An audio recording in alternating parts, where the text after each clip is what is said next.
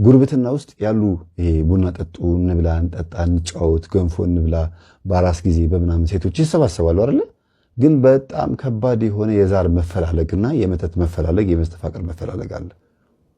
የምቀኝነት የክፋት መፈላለግ አለ በሴቶቹ በኩል። ያ ደግሞ ለባል ይተርፋል፣ ለወንዶች ይተርፋል፣ ለልጆች ይተርፋል።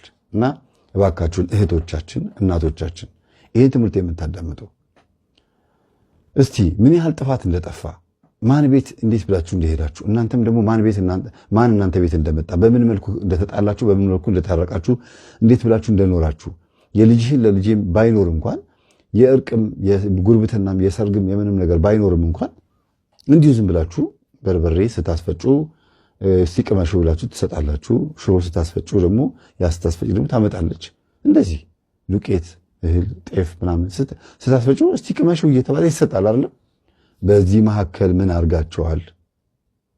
በዚህ መሐከል ምን ተደርጎባቸዋል? እንጀራ ሲጋገር ሲሸታቸው ዳቦ ሲሸታቸው የሚመጡ ጎረቤቶች አሉ። ሰየ ጥሩ ነው፣ ዳቦአችሁ ስለሚጣፍጥ ሊሆን ይችላል። ወይም ደግሞ እናንተም ሄዳችሁ ሊሆን ይችላል። የነዛ ሰዎች ዳቦ ጣፍጦ ሊሆን ይችላል። በዚህ መሐከል ግን ምን አርጋቸዋል? በጣም ከባድ ነው። በጣም ከባድ የሆኑ ላይፎች ኖረናል። ይሄ እንደ ምሳሌ የማነሳው ነው። በጣም ቀላሉ ነገር ነው። በየቤታችሁ የበር እንትሩ ላይ ይሄ ከበላዩ ላይ ማለት ከበሩ ዶሙ ላይ የበግ ጭንቅላት ወይ የፍየል ጭንቅላት ወይ ደግሞ ቆዳ ግድግዳ ላይ በውጭ በኩል የለጠፋችሁ ሰዎች ለምንድን ነው? ገልማ ያላችሁ ገልማ ባይኖራችሁም እንኳን ለመንፈሱ ተብሎ የታረደን በግ ወይም የታረደችን ፍየል ተከተበላሽ በኋላ ቆዳዋን ምንድን ያደረጋችሁት? ምንድን የሆነው? እዚህ ልጆች ተወያዩበት ከእናትና ከአባታችሁ ጋር። ይሄ ነገር ምንድን ነው? የተቀመጥንበት ለዘመናት እንደ ቁርበት ሆነ የተቀመጥንበት ምንድን ነው? ጠይቁ። ጎረቤት በግ ያመጣል በአራስነት። ከዛ በጉ ይታረዳል። ቆዳ ደግሞ አይጣልም በድሮ ጊዜ ማለት ነው። አሁን ደግሞ በአራስነት ቅቤ ይመጣል። እስቲ ልቀባሽ ይሉና ልቅልቅ ያደርጓታል። በዛው ልክክ ብሎ ይገባል። ባህል ነው እኮ ጥሩ ነው እኮ ደስ ይላል ቅቤ መቀባት። እናት ጎረቤት ሆና መጣ ትቀባለች።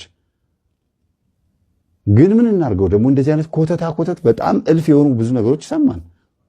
ጸበል ቦታ ላይ እንሰማለን፣ በየቦታው እናዳምጣለን። ብዙ ነገር አለ። ምንድነው የሚሻለው ታዲያ? ባህላችን ከሃይማኖቱ እንዴት እንለየው? ሃይማኖቱን ከባዕድ አምልኮ ጋር የተቀላቀለ አካሄድ ያለው እስኪመስል ድረስ ተዋህዶ እምነታችንን ሊያቆሽሽ ሊያጎድፍ የመጣ እስኪመስል ድረስ እንዴት አድርገን እንደምንላቀቅ ራሱ ግራ ገብቶናል። እኔ አሁን ስናገር ባህሉን እያነሳ እንዲሁ ጥሩ ጉርብትናውን እያነሳ ለምን እንደዚህ ትላላችሁ? ግድ የለም ወንድሜ፣ ስራ ያጣኸው፣ ሰላም ያጣኸው፣ በትዳር ላይ በልጆችህ ላይ ጤንነት ያጣኸው፣ በማንኛውም አይነት መንገድ ጎሎኛል ብለህ የምታስበው ነገር ከምን እንደመጣ እንድታስተውለው ነው ይሄን የምነግርህ። ወይም ደግሞ እህቴ ወይም እማዬ ይሄን የምነግርዎት እርሶም አጥፍተው ከሆነ ተደርጎቦትም ከሆነ እንድትነቁ ነው እና ብዙ ነገሮች እሰማለሁ። በግ ለስልጣን ብለው በግ ያመጣሉ፣ በግ ይታረዳል። ከዛ እንግዲህ መስሪያ ቤት ቦታ ላይ የሚታወቁ አንድ ስልጣን ከፍታ ፈልጎ ስራ አስኪያጅ ቦታ ይመጣና በግ ያርዳል፣ ብሉ ጠጡ ይላል ምናምን። ከዛ በማግስቱ በወሩ በሆነ ላይ ማዕረግ ያገኛል። ቤት ድረስ በግ መጥቶ ማለት ነው። ያ በግ ግን ከምን አንጻር ነው የመጣው? ለምን መጣ? እንዴት መጣ? ምን ተሸክሞ መጣ? እሺ በለኝ ወይም ደግሞ ስልጣን ስጠኝ ተብሎ በጉ ብቻ ይመስላችኋል እሺ ያስባለው? በግ መብላት ለሀብታም ብርቅ ነው እንዴ? ለአንድ ስራ አስኪያጅ ወይም ለአንድ መስሪያ ቤት አስተዳዳሪ አንድ የሆነ ምክትል ስራ አስኪያጁ ወይም የሆነ ከታች ያለ ሰው መጥቶ በግ ለዓመት በዓል ገዝቶ አምጥቶ ስለሰጠው በጉ ብቻ እንዴት ስልጣን ሊያሰጠው ይችላል ብላችሁ ታስባላችሁ?